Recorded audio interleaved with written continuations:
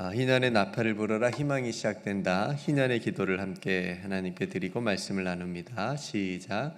희년의 하나님, 주의 성령이여 임하소서. 가난한 이들에게 복음을 전하고 포로된 이들에게 자유를 선포하며 눈먼 이들을 회복시키고 억눌린 이들을 자유롭게 하는데 우리를 희년의 도구로 사용하소서. 예수 그리스도의 이름으로 기도드립니다. 아멘. 오늘 또 현장에서 그리고 온라인으로 함께 예배드리는 사랑하는 성도들에게 주님의 평화가 가득하시기를 간절히 축복합니다. 지난 시간까지는 우리 남유다 아사왕 이야기를 우리가 함께 나누었는데요. 오늘은 아사왕 시대의 북쪽 이스라엘 왕이 된 엘라 이야기를 함께 나누겠습니다. 엘라 왕의 아버지는 바하사였습니다. 39명의 총 39명의 남유다 북이스라엘의 왕 이름들을 우리가 다 알 필요 없죠. 저도 잘 모릅니다. 근데 이름을 들어보면 어느 쪽 왕이다 약간 이렇게 감을 잡을 수는 있는데 아사와 바하사는 조금 외우기 기억하기는 좀 쉬워요. 남유다가 아사고요. 거기다가 밧자만 앞에다 대면 북이스라엘 왕입니다. 바하사. 비슷하니까 기억하기 쉬울 것 같습니다.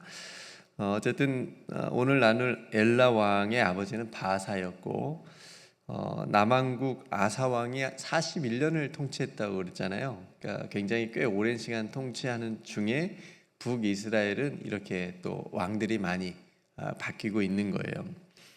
그러니까 아사 왕과 북이스라엘의 바하사가 전쟁을 많이 이렇게 했었고 그 바하사가 이제 죽고 난 다음에 그의 아들 엘라가 이제 왕이 된 겁니다. 엘라가 2년밖에 통치를 못합니다. 굉장히 짧은 시간이죠. 이유가 뭐죠? 그의 신하 시물이라고 하는 신하가 쿠데타를 일으킵니다. 그래서 엘라를 죽이게 됩니다.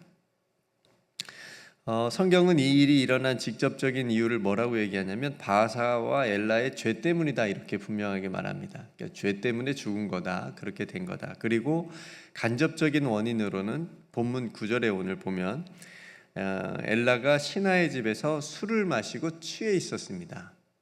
마시고 취해 있었다 이제 이렇게 얘기를 하고 있는 거죠. 그러니까 엘라 왕이 술을 좀 좋아했나 봅니다. 그러나 엘라는 지금 일반 백성이 아니잖아요. 일반 국민이 아니고 왕입니다. 지도자예요. 그러니까 왕으로서 항상 누가 쳐들어오진 않는지 국가의 안위를 항상 먼저 생각해야 되고 또 백성들이 편안하게 살아갈 수 있도록 그걸 책임져야 될 왕으로서 깨어 있어야 되는데 그렇지 못하고 그 자리를 망각한 채 지금 술에 빠져서 취해 있는 그런 모습을 우리가 볼 수가 있습니다. 그러는 사이에 군 병력을 맡고 있었던 시물이라고 하는 신하가 부하가 쿠데타를 일으키고 이제 왕을 죽이는 사건이 일어나게 되는 거죠. 여러분, 이 엘라 왕의 이 술 취함은 단순히 개인적인 어떤 실수를 넘어서 자신의 운명뿐만 아니라 나라의 운명을 굉장히 파멸로 이끄는 그런 원인이 되고 맙니다. 굉장히 중요한 사건, 일이 되고 말거든요. 오늘은 술 이야기를 한번 해보려고 합니다. 술 문제는 성도들 사이에서 여러 가지 이야기가 있는 것 같아요. 술을 마셔도 되는지, 적당히 마셔도 되는 거 아니야? 취할 정도, 취하지만 않으면 되는 거 아니야? 어떻게 생각하세요, 이성호 권사님? 왜냐하면 이렇게 얘기하면 사람들이 취하는 게 다 달라요. 네, 어떤 사람은 막 이만큼 먹어도 안 취하는 사람이 있고요. 어떤 사람은 그냥 와인 한 잔만 먹어도 마셔도 취하는 분이 있기 때문에 어쨌든 자주 등장하는 주제가 술 문제인 것 같아요. 근데 한국 분들은 조금 엄격하죠. 왜냐하면 초기 한국 기독교가 시작할 때는 굉장히 보수적인로 시작이 됐습니다. 왜냐하면 선교사님들이 와서 보니까 한국 사람들이 참 술을 좋아해.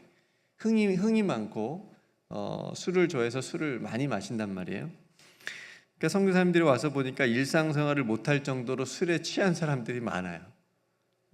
그리고 그로 인해서 국민들이 굉장히 피폐한 삶을 살다 보니까 선교사님들이 복음을 전하면서 그 사람들이 이제 신앙을 갖게 되고 그렇게 되면 술과 담배를 어떤 신앙생활 하는 데 있어서 금하는 이제 그런 일이 돼버렸다는 거죠. 그래서 굉장히 이제 보수적으로 엄격한 그런 일이 됐는데, 어쨌든 지금도 알코올 중독자들이 많습니다.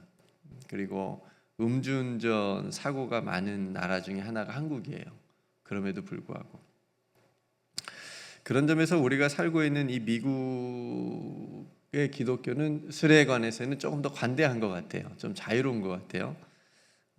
파티나 모임이 많죠. 그래서 그 가운데서도 가볍게 이제 와인 같은 거는 마시기도 하고, 그렇다고 제가 미국에 지금 10년째 사는데 술에 취해서 음주운전을 하는 것을 그렇게 많이 보진 않았습니다. 그런 사고가 또 일어나는 것도 많이 보지 못했고, 그래서 어쨌든 스스로 사람들이 좀 절제를 하고 그러는 것 같다라는 생각이 되어집니다. 그렇다면 성경은 술에 대해서 어떻게 얘기할까요? 성경에 술에 대해서 여러 가지 권면이 많이 나와 있습니다.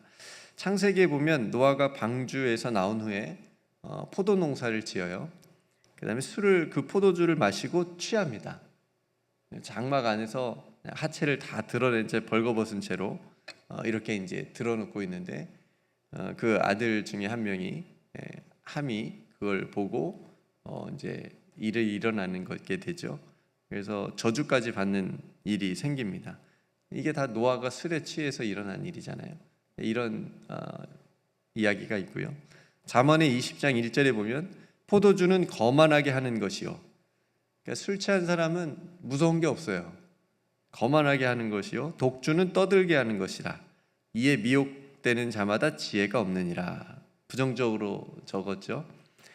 로마서 13장 13절에도 낮에와 같이 단정해가고 방탕하거나 술 취하지 말라. 고린도전서에서도 술 취하는 자와는 함께 먹지도 말라. 그러니까 술 취한 사람하고는 함께 먹지도 말라. 고린도전서 또 6장 10절에는 더 강하게 말하는데 술 취한 자들은 하나님의 나라를 유업으로 받지 못한다. 이렇게까지 얘기를 해주고 있습니다. 그리고 우리가 너무나도 잘 아는 말씀 있죠. 에베소서 말씀에 술 취하지 말라. 이는 방탕한 것이니 오직 성령 충만을 받으라. 오직 성령으로 충만함을 받으라. 그러니까 성경은 분명히 술에 취하지 말라고 합니다.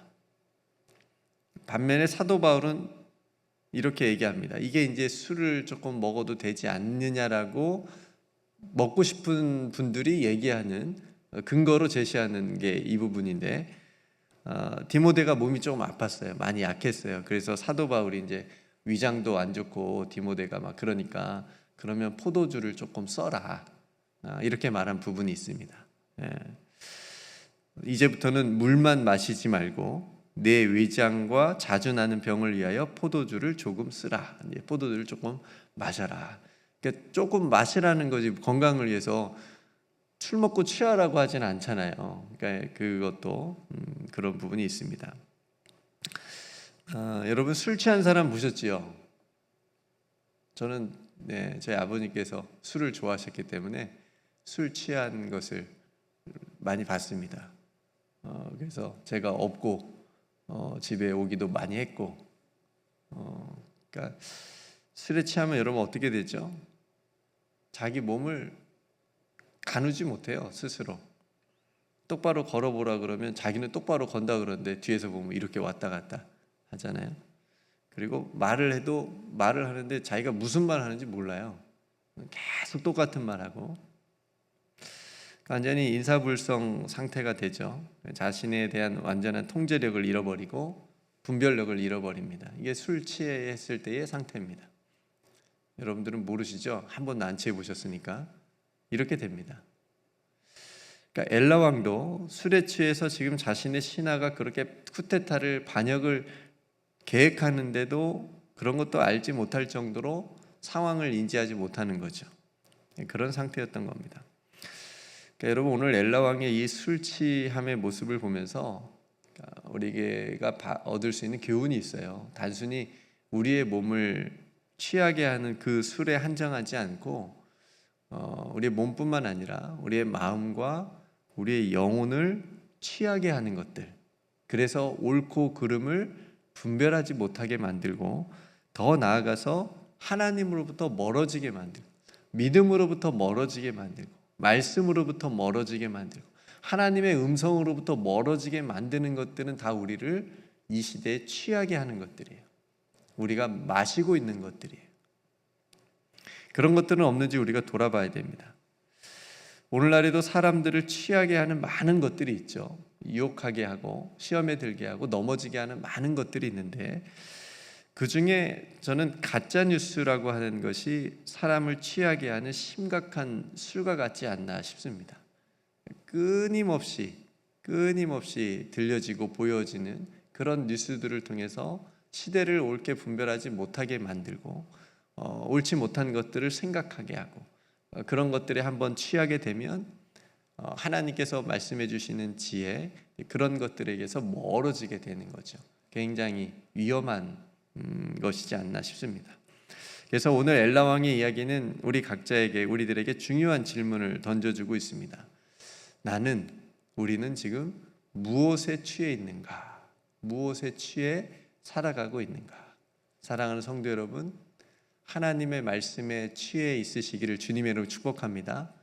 하나님의 나라, 하나님의 의에 우리가 항상 취해서 하나님께서 기뻐하시고 하나님께서 바라보게 하시고 하나님께서 말씀하시게 하는 것들을 말할 수 있는 그런 삶을 저와 여러분들이 살아가실 수 있기를 주님의 이름으로 축복합니다. 그래서 우리를 취하게 해서 하나님의 마음으로부터 멀어지게 하는 것들은 반드시 제거하고, 취하지 말라 그랬으니까 그런 것들은 제거하고 오직 성령의 충만함을 입어서 하나님이 기뻐하시는 삶으로 나아갈 수 있기를 원합니다. 사도행전 2장에 보면 성령의 충만함을 받았잖아요. 하나님께 마가의 다락방에 모인 사람들에게, 제자들에게 성령의 충만함을 입었을 때 방언을 말하게 되고 하나님의 언어로 이렇게 함께 소통하게 됐을 때 그것을 본 사람들이 뭐라 그랬어요? 저 사람들 술 취했다 그랬습니다. 우리가 그런 술에 취해야 됩니다. 성령을 통해서 우리 안에 막혔던 담들이 다 허물어지고 서로 말이 통하고 서로 하나님께서 우리에게 주시는 것들을 함께 받을 수 있는, 마실 수 있는, 그래서 예배 오늘 이 시간도 하나님의 말씀을 우리가 마시는 시간이다. 이렇게 이거는 많이 마시세요. 이거는 여러분 많이 마시고 취하세요. 하나님의 말씀으로 취하시고 또 하나님께서 주시는 사랑으로 취하시고 그 사랑을 통해서 함께 나눌 수 있는, 또 그 믿음으로 우리가 함께 살아갈 수 있는 오늘 하루가 되시기를 주님의 이름으로 축복합니다. 함께 기도하겠습니다. 하나님 아버지, 오늘 술에 취한 모습의 북이스라엘의 엘라 왕의 비참한 모습을 우리가 보았습니다. 혹시 우리도 영적 분별력을 잃어버리게 만들도록 세상적으로 취하게 하는 것들이 우리 안에는 없는지 뒤돌아보게 됩니다. 우리의 연약함을 아시는 주님, 우리가 이 세상에 썩어 없어질 것들에 취하지 않게 하옵소서. 한순간에 안개와 같이 사라질 것들에 우리의 마음을 빼앗기지 않게 하옵소서. 오직 성령의 충만함을 입도록 도와주옵소서. 말씀에 취하게 하시고 하나님 나라와 의에 취하게 하여 주옵소서. 그래서 성령 안에서 참된 기쁨과 평안을 누리게 하시고 하나님의 뜻을 분별하여 주님 기뻐하시는 거룩한 삶을 살아갈 수 있도록 우리 사랑하는 성도들 한 사람 한 사람 인도하여 주옵소서. 오늘 또 노아 방주 또 귀한 사역을 축복하여 주시옵시고 저들이 성령 충만함을 입어 하나님 앞에 기도할 때에 주님 들어 응답하여 주옵소서. 오늘 또 교육자 모임 가운데 함께하여 주시고 또 하나님의 지혜로 또 주님께서 맡겨주신 귀한 성도들을 잘 섬기며 또 목양하고 사역할 때에 부족하지 않도록 하나님께서 우리 교육자들에게 믿음과 또 능력을 더하여 주옵소서. 또 사랑하는 담임 목사님, 또 안식년 기간 가운데 있사오니 아버지 하나님께서 그 모든 여정 가운데, 계획 가운데 또 함께하여 주옵소서. 오늘도 우리와 함께하여 주실 우리 구주 예수 그리스도의 이름으로 간절히 기도드리옵나이다. 아멘.